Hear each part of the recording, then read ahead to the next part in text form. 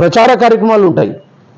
అంటే హిందూ ధర్మం కార్యక్రమం అని, ఇస్లామిక్ ధర్మం కార్యక్రమం అంటే ఇస్తిమా అంటాం.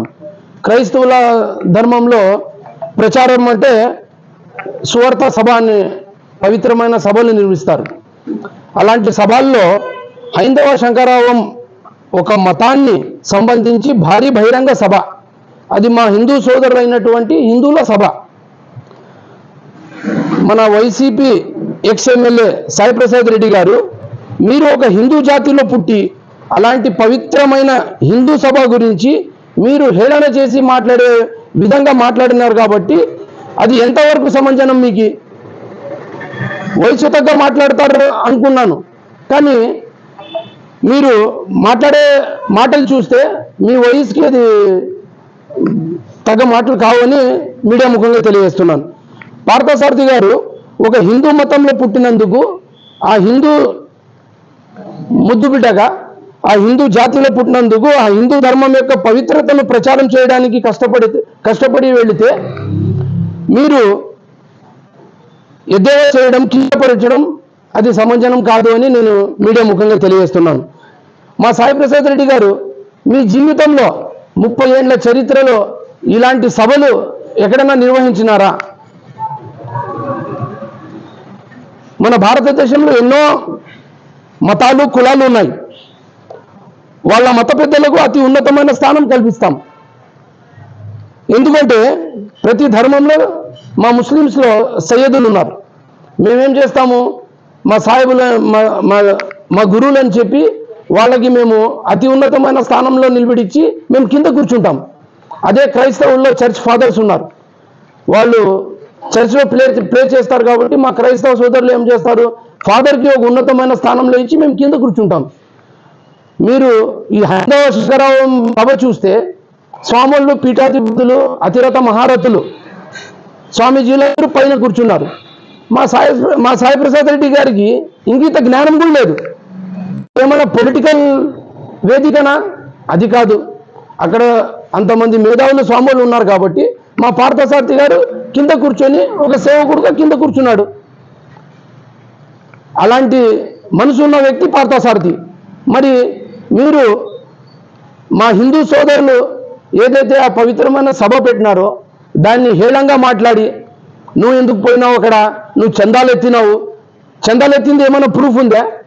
ఈరోజు ఏ మంచి కార్యక్రమం చేసినా గణపతి విగ్రహాలు పెట్టాలంటే కూడా ఒక పవిత్రమైన మనసుతో ఎవరైనా ₹1 చందా ఇస్తే కూడా తీసుకుంటారు. కానీ మీరు అలాంటి మత ప్రచారంకి ఎప్పుడు పోలే.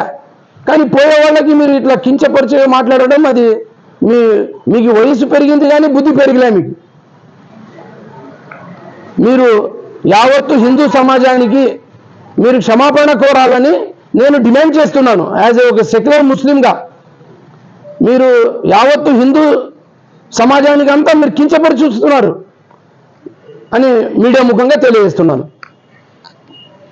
చందాలు పవిత్రమైన మనసుతో ఇస్తే ఎవరన్నా తీసుకోవచ్చు. ఇప్పుడు మేము దర్గా ఉరుసు చేస్తే మాకు కూడా ఎవరైనా చందా ఇస్తారు. ఆయన ఇస్తేనే కదా తీసుకునేది. తప్పేముంది దాంట్లో? ఇంత పెద్ద సభ, దాన్ని సక్సెస్ చేయాలంటే దాతలు ఎవరైనా రాని కంపల్సరీ చందా ఇచ్చింటే తీసుకుని ఉంటారు. అంతేగాని ఆయన ఏమైనా బ్లాక్మెయిల్ చేసి ఆయన అడిగినాడా? కార్యక్రమం నిర్వహించే వాళ్ళు వేరే ఒక సంస్థ విశ్వ పరిషత్ వాళ్ళు ఉన్నారు. వాళ్ళు చందాలు వసూలు చేయడం కాదని మళ్ళీ ఈయన కూడా ఎమ్మెల్యే ద్వారా కూడా పర్సనల్ గా వసూలు చేసినారని చెప్పేసి ఆయన ఆరోపణ. అని ఇప్పుడు ఇతని తెలంగాణకు పోయి ఆడ ఒక 8 నెలల నుంచి ఉండి ఇప్పుడు ఏం మాట్లాడాలనేది అర్థం కావడంలే. ఎవరన్నా మంచి పని చేస్తే నువ్వు చందాలు ఎత్తినావు అంటాడు. నువ్వు చెయ్యా, నువ్వైనా అట్లా మంచి పని చెయ్యి. ఆ ధర్మంలో పుట్టినావు కాబట్టి, ఆ జాతిలో పుట్టినావు కాబట్టి నువ్వు ఆ ధర్మాన్ని నువ్వు కూడా ప్రచారం చేయి. తప్పేముంది? నేను ముస్లింలో పుట్టినాను, నేను ఇస్తేమా జమాత్ పోతాను. ప్రచారం పోయేటప్పుడు ఎవరైనా చందాలు ఇస్తే పవిత్రమైన మనసుతో ఇస్తే వాళ్ళకు కూడా పుణ్యం కలుగుతుంది. కంపల్సరీ వాళ్ళు ఇచ్చింటారు. ఈయన తీసుకుపోయి ఆ ప్రచారానికి వచ్చే ఖర్చులు పెట్టింటాడు. దాంట్లో తప్పేముంది? నువ్వు ఆ జాతిలో పుట్టినావు కాబట్టి, హిందూ జాతిలో పుట్టినావు కాబట్టి, నువ్వు ఈ 30 ఏళ్ల చరిత్రలో నువ్వు ఏ రోజైనా ఇలాంటి సభలకి కష్టపడినావా? మరి నువ్వు కష్టపడవు.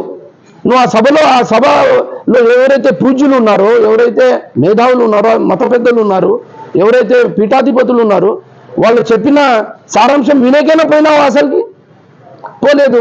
మరి అలాంటి పవిత్రమైన పనికి పోయే వాళ్ళకి నువ్వు హేళన చేసి మాట్లాడేది, అది యావత్తు హిందూ సమాజానికి ఈరోజు నువ్వు హర్ట్ చేసినావు. సో నేను ఒక సెక్యులర్ ముస్లింగా నువ్వు హిందూ సమాజానికి ద్రోహి అని చెప్తాను.